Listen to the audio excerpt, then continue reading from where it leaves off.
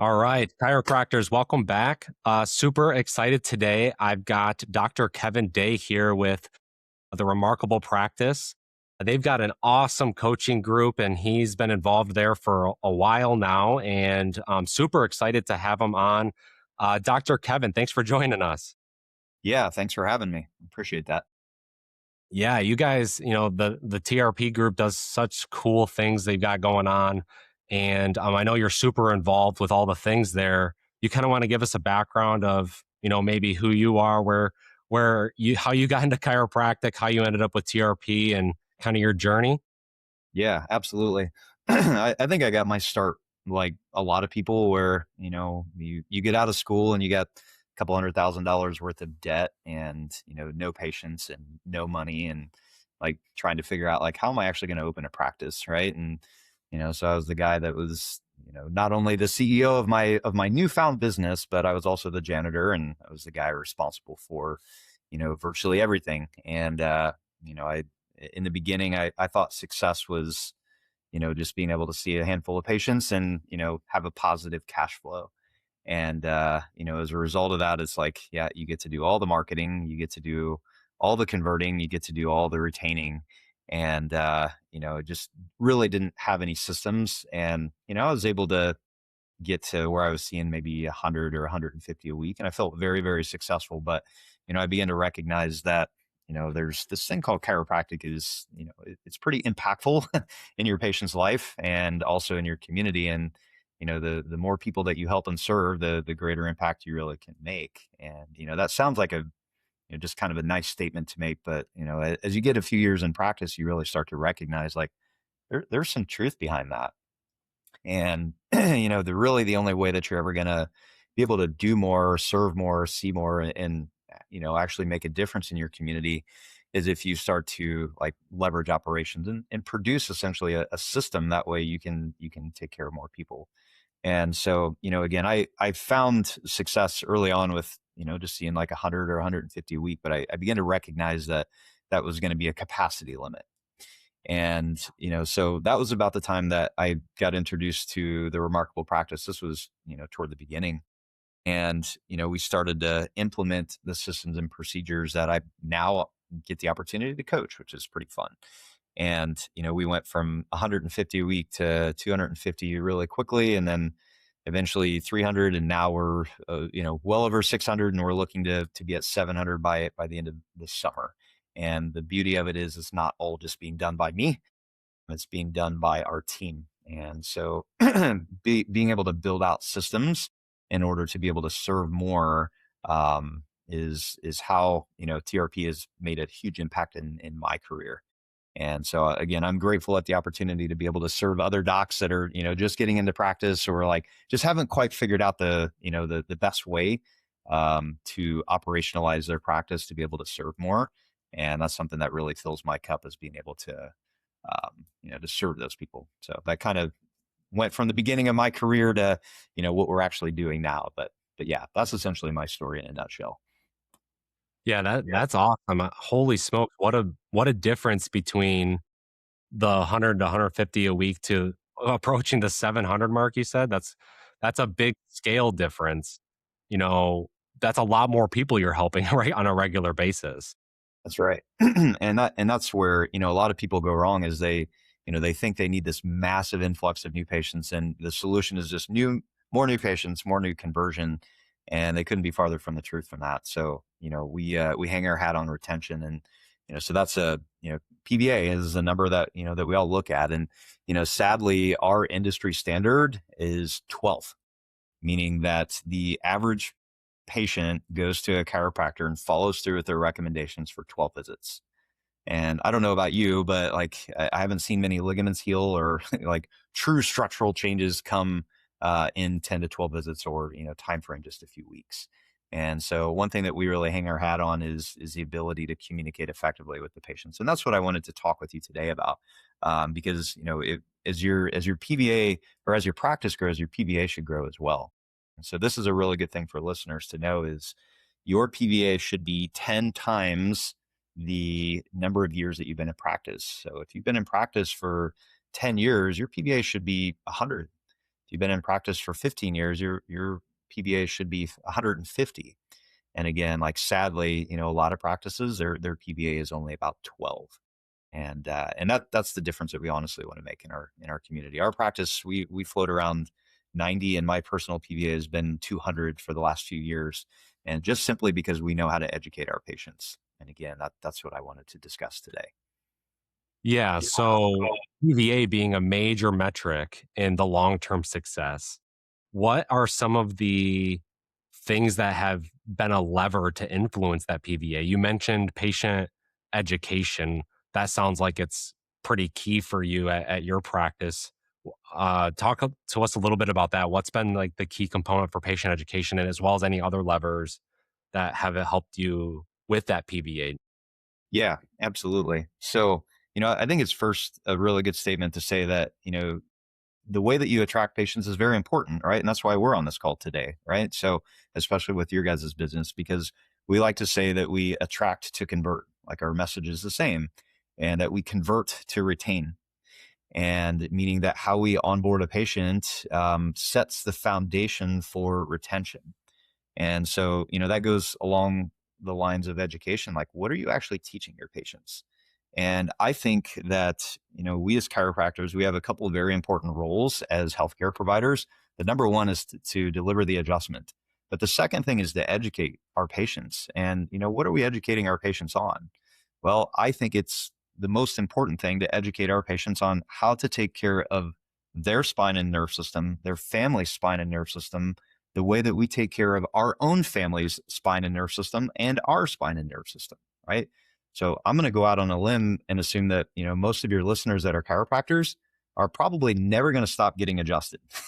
And they're probably never going to stop adjusting their family, right? So I take personal responsibility. And I think every chiropractor listening here needs to take that kind of responsibility to educate their patients on how to take care of their spine and their nerve system in the same way.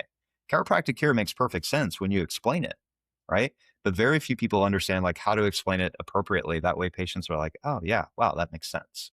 And if you think about dentistry, like you go back pre 1930s, dentistry existed to pull a tooth. That was it. And they started to talk about proactive care, like brushing your teeth and flossing, and they're very apprehensive about that because they thought that if they taught people how to preserve their teeth and keep them healthy, that they would not have enough teeth to pull. So that was the mindset of dentistry in the 1930s. But look what's happened. Like fast forward almost 100 years, and now everyone understands being on the proactive side of taking care of their teeth. And I'm, going to go out on another limb and assume that dentists are far more successful now than they were back in the 1930s being on the proactive side. And so, people get it when you explain it appropriately. Like people get dentistry. Like, yeah, you brush your teeth because you want them to be healthy. Yeah, you floss because you want them to be healthy. You still go in and you see your dentist every few months because you want your teeth to be healthy.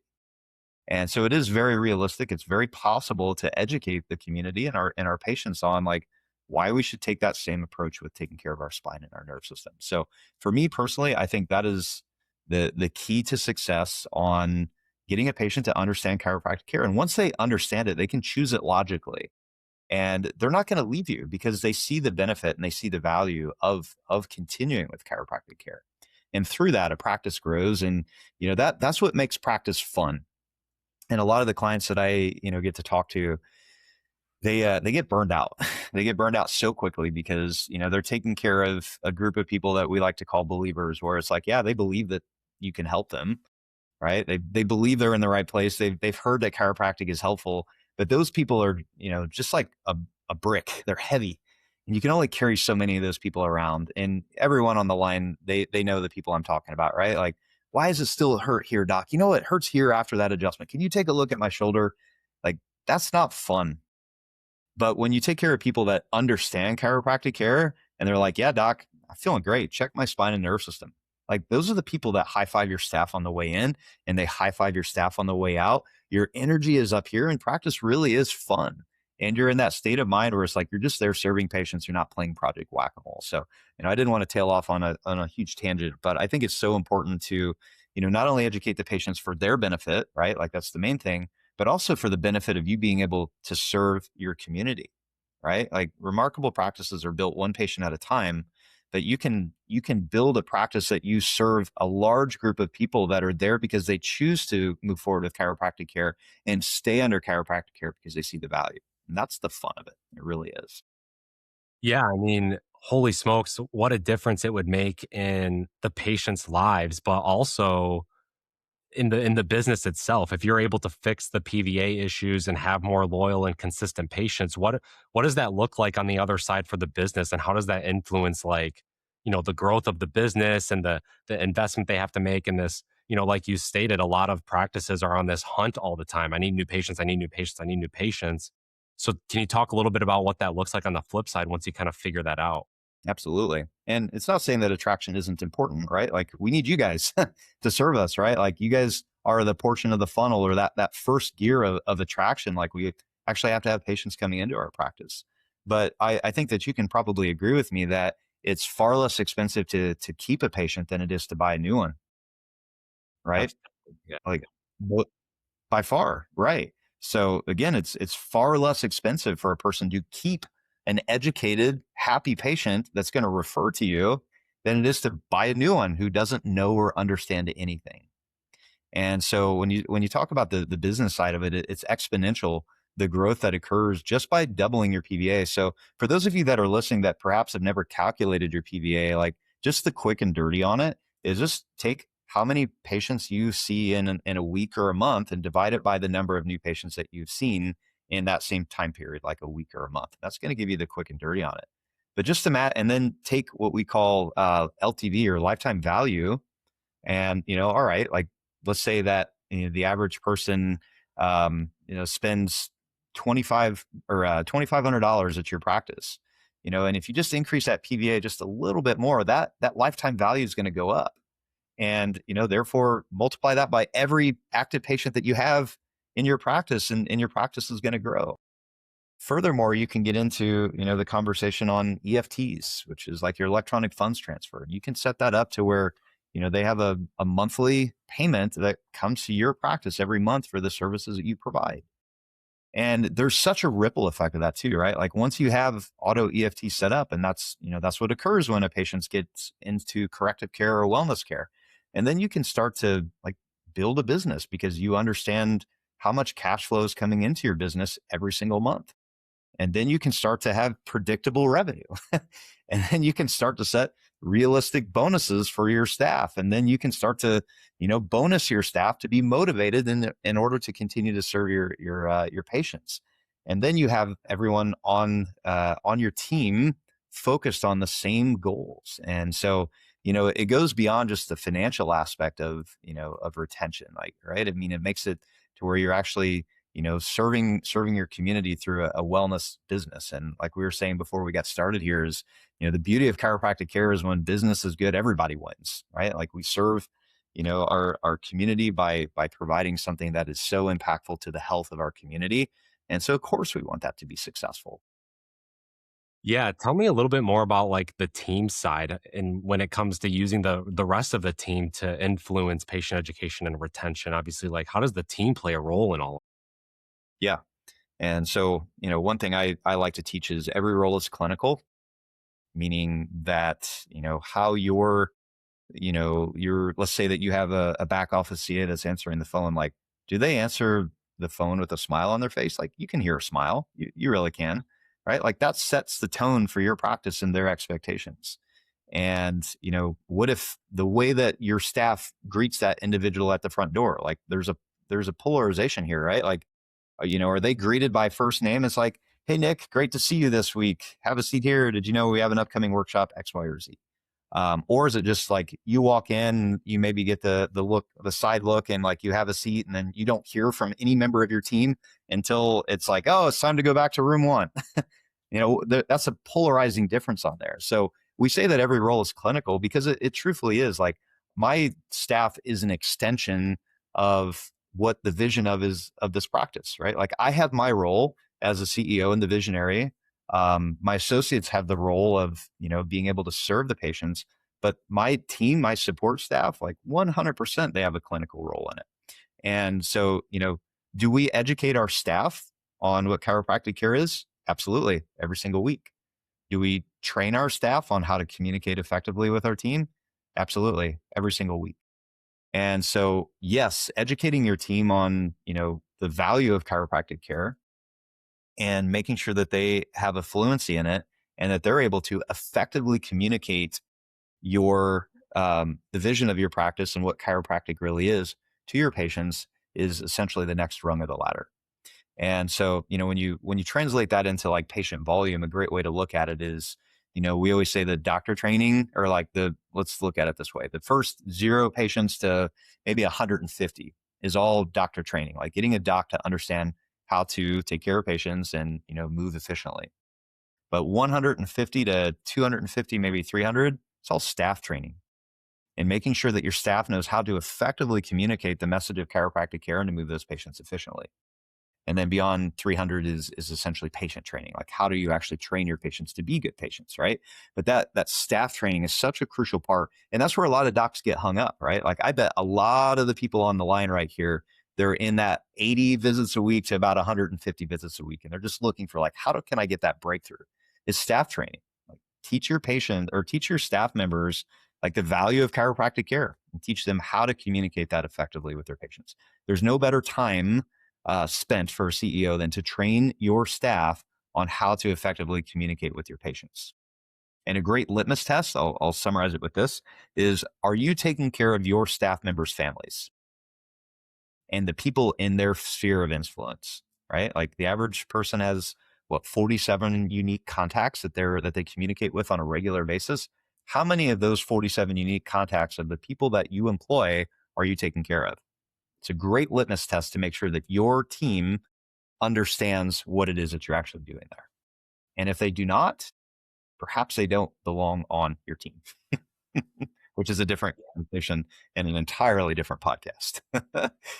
Love that test because it really shines a light on how well they understand it. Because, of course, like if everybody understood spinal health and chiropractic care as well as the chiropractors, then of course it's the obvious choice. Everybody would want to be there. So the patient education is so valuable, and how that translates through your staff seems so powerful.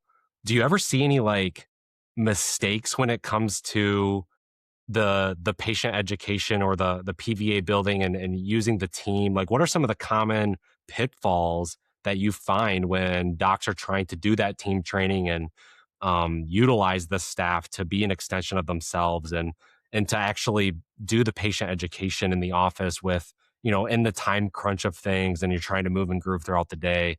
Where do you see kind of those hiccups come up? Yeah, that's a great question. So like where can the wheels fall off? Well, number one is just assuming that your team knows what to say just because they're there and because they bared witness to the changes that, have occurred with your patients. Like it's not an osmotic learning process, right? Like just them being there and sitting at that front desk is not enough for them to fully comprehend how to communicate effectively with patients. So I would say that's number one is just assume that it's happening is a big mistake, right? There's no assumptions when it comes to your practice. Like this is the livelihood of your business, and lives are at stake here, right? Like our premise in our practice is that patients are healthier and safer in our practice than the families that are not in our practice. And if you fail to communicate effectively with your patients, they're not going to be in there, right? Like patients can leave you because they had a bad experience or a miscommunication. So I would say, first off, assuming that your staff knows what to say just because they've been there for a while and maybe because they get adjusted. Like your team, what you train your team on, they deviate or they shift about 1 to 2 degrees per week or 1 to 2% per week away from what it is that you taught them. And so it's not just like, yeah, we have an onboarding and a training system, and we onboard everyone and we train with them when they first get here for maybe the first 60 days, and then that's it. And so that goes into the second, part of like where the miscommunication can take place is if you don't have a training culture in your practice. Like you need to train regularly with your staff and not just once. It needs to be a curriculum that's a revolving door. And so, one of the things that we teach and as a tool that we have within the Remarkable practice is a training curriculum. And so, how do you communicate effectively with your patients by role? Like what the Chica or Check NCA is saying and those roles and responsibility And communication is entirely different than the COCA or the checkout CA. Different roles, different responsibilities, different conversations. We train on that which they do every single day. We do a loop through that. It takes 6 months to get through it.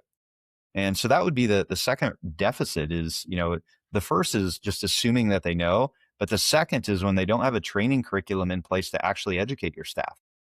Like, again, I said earlier that my staff is an extension of me. And that's because I train them every single week on what to say in different scenarios. And we role play and we have some fun with it, right? Like it can be a fun part of your practice, but it needs to be a culture because, one of the things that we love to do within the Remarkable Practice is turn owner operators into CEOs. And so a lot of times, docs get hung up in that owner operator mindset where it's like, yeah, you know what, I'm the guy that does it all, right? And you're very busy, right? But you're not being essentially productive. And in the beginning, when we first get started, we have to be that doc or that person that's wearing all the hats, right? Like you got to do the communication, you got to do the attraction, conversion, retention. But sadly, that mindset that got us to that rung of the ladder is the same thing that's limiting us to stay at that rung of the ladder. And so, training, again, I don't want to go off on a huge tangent, but it's such an important part of not only training your team to be able to educate your patients, right? But it also, is a cultural shift. That way you can educate your team on how to not only educate your patients, but also how to operate your practice in your absence. So, again, that's a big tangent when we get into training, but those would be the two big mistakes that I think people would make. One is just assuming, and two is not having some form of a training curriculum in place to educate their staff. Yeah, that makes sense. Yeah, I think some of the more successful practices find a lot of success in the systems that they introduce into the practice and perfecting how they execute all of the things, including things like patient education and team training. Do you have any tips on best ways to systematize some of these things within the practice to help doctors that are trying to get some of this stuff implemented and get to that next level? Yeah, absolutely. So, you have to systematize everything. And so you first have to, step back from like the 30,000-foot view and you have to recognize first and foremost, like, what does success look like for you? That's the most important thing that we can tell you is like, what is your vision of success?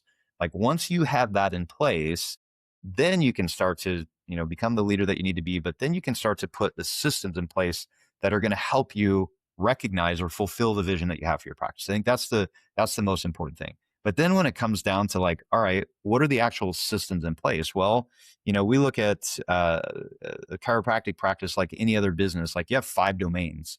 Like you have attraction. Every business has attraction, right? Whether you're a chiropractic office or a candy shop, which is essentially marketing. You have conversion, which is your sales. You have retention, which is your deliverable. And then you have your team building, which is your HR. And then you have your money, which is your collections on there. Like every practice, every chiropractic practice, the business side of it have those 5 domains. And so when you talk about systematizing it, like you have to systematize the attraction. Like that's where your business comes in, right? Like you systematize the digital aspect of the attraction piece for a chiropractic office. But then when we talk about systematizing the conversion process, well, it comes down to like first and foremost, understanding what success looks like. What does a successful day one look like for you? What does a successful day two look like for you if you have that? What does an onboarding look like for you in terms of your practice? Like what is that vision? But then once you understand what that is, that word that we just mentioned earlier is training, right? Like you have to train your team on what they need to be doing, right? So, it's a bigger conversation, but we should introduce it to give you some clarity on the systems aspect of it. Is you need people to follow through with the systems that you're building, right? Like systems are not built for the chiropractor or the CEO. Systems are built for the team, and systems are followed through by your actual team.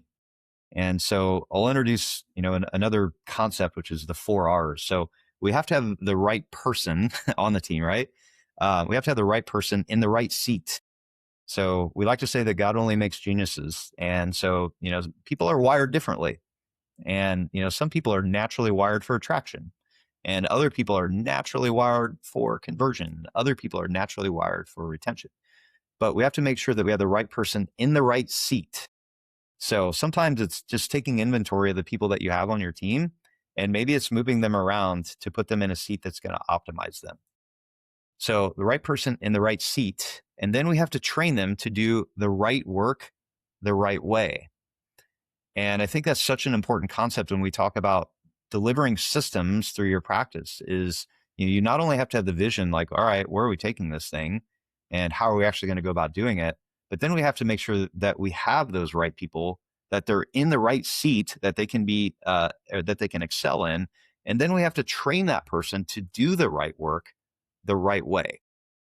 And that's, in my opinion, one of the most important things that a CEO or a chiropractor can do to leverage their team to operationalize their practice by building systems through attraction, through conversion, and through retention. Yeah, that's a really good um, thing to remember is those 4 R's. And I bet a lot of practices struggle with finding the right putting the right pieces in the right place so that way the systems do get executed at a high level and then helps elevate the entire practice as a whole. Um, yeah. Dr. Kevin, this has been amazing, really insightful information. I think a lot of docs are going to value a ton from just the tidbits that you've shared today. If a doctor wanted to learn more about some of the stuff that you're talking about, some of the systems that you guys use, the patient education concepts, and how to implement some of that stuff, what's the best way for them to get in touch with you, with the Remarkable Practice group? Obviously, guys, you guys do the coaching stuff, and you have really good uh, opportunities there for growing practices. What would you recommend they do? What's the next step? How do they get in touch with you? Yeah, definitely. To get in contact with me directly, it would be drkevin at theremarkablepractice.com. That's my direct email. But definitely take a look at our website, theremarkablepractice.com. And so I'm actually going to be doing a 2 hour intensive on this topic of retention. And we're going to be doing that in August. So, I can share the link with you later on for that for your listeners, but we're going to be doing a 2 hour deep dive into what really needs to happen. And so, a lot of you guys are going like, yeah, this sounds like, yeah, that's right. I need to systematize this. I will put a plug in for TRP is, just as it helped me systematize my practice to scale it and it not all being done by myself, like those same tools are available through the Remarkable Practice. And so on the coaching element of it, it's like, all right, yeah, you've got this book on like how to do it, but then like, how do you actually go about implementing it? That's where we come in as coaches. And a lot of times, I hear it's like, yeah, I don't need a coach. I've got, the information that's enough. Well, it's every professional athlete, whether they're a professional baseball player, whether they're a professional golfer, whether they're a professional football player, they all have coaches. They get paid hundreds of millions of dollars to do what they do, and they still have a coach. Because I think this is probably the most important thing to leave your listeners with is, teaching changes what you know, training changes how you do things, but coaching changes how you think. And one of the best ways to make that ascension to the next level from, being that owner operator, which is a great phase, right? Like it's an awesome phase of a chiropractic career. But if you want to take that ascension from being an owner operator to being a CEO of your business, you have to change how you think, right? Like employees are not expenses. They are an investment, right? Like most people don't think that way. And so I think coaching is an invaluable investment, and we essentially come alongside practices, and we're the cheapest employee. We really are, just because the amount of information that we have, as well as the guidance that we have, just being that third party look into your practice, in my opinion, is invaluable. The average chiropractor um, makes over $500,000 worth of mistakes in their first 15 to 20 years of their practice. That's a lot of money. So a small investment upfront to understand like what lies ahead, what's around the curve up there. I think that's an invaluable thing. So I thank you for the opportunity to talk to your listeners, and hopefully they see some value in the Remarkable Practice the way that I did and the way that it changed my career and my life. Thank you for the opportunity to come on here. Yeah, absolutely. Thanks for your time. Appreciate the expertise and the insights. Super valuable. Chiropractors, check out the remarkable practice. Get in touch with Dr. Kevin. I'll throw the link to the seminar coming up or the training that he mentioned for the retention. I think that's super valuable. I hope I'm able to join that as well because it sounds really interesting. So yeah, chiropractors, thanks for joining us, Dr. Kevin. Thank you again. Of Hope you course. get the rest of your day. Thank you.